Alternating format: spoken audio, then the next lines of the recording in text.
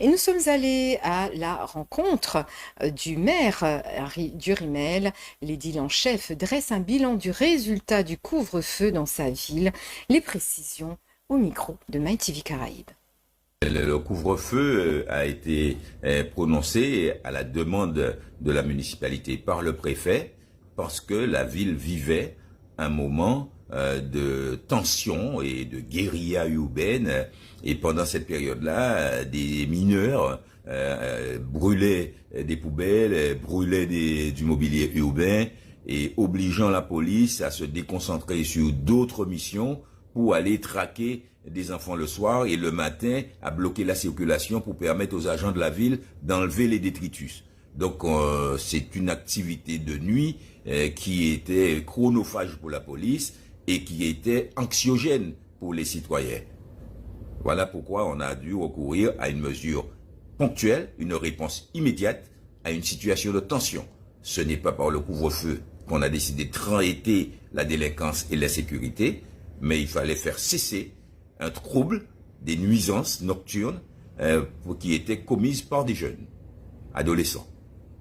Nous avons réactivé le conseil local de sécurité et de prévention de la délinquance qui réunit le procureur, la police nationale, la police municipale, des éducateurs de rue, des services sociaux, la caisse d'allocation familiale, des assistants maternels, des assistants de parentalité.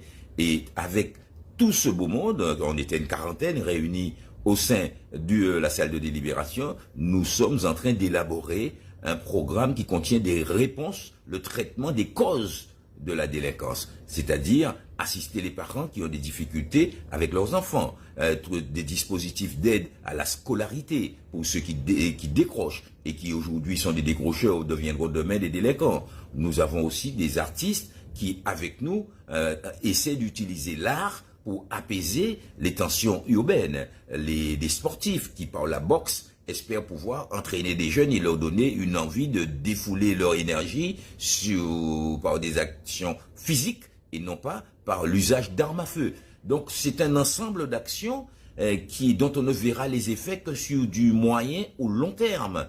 Mais en attendant les effets de ce travail de fond, nous devons restaurer un sentiment de sécurité. Et ce sentiment de sécurité, nous pensons avoir fait un déclic, puisque la population nous dit pourquoi le couvre-feu s'arrête? Pourquoi le couvre-feu c'est qu'à Pointe-à-Pitre? Pourquoi le couvre-feu on n'a pas mis à l'Oricis? C'est une demande de plus de couvre-feu qu'on reçoit de la part des citoyens. Alors que ceux qui discutent, ceux qui polémiquent, sont dans une logique de négation de tout ce qu'on fait. Donc moi je suis à l'écoute et j'espère qu'un jour, dans toute cette polémique, que nous entendrons une proposition d'une mesure qui va éteindre soudainement tout acte de délinquance.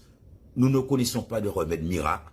Nous savons que c'est par un travail de fond, sur le long terme ou le moyen terme, qui nous permettra de redonner du travail, de donner de l'espoir, de donner l'envie de faire du sport, de donner envie de jouer de la musique. Ce monde merveilleux, c'est de ce monde-là que je rêve.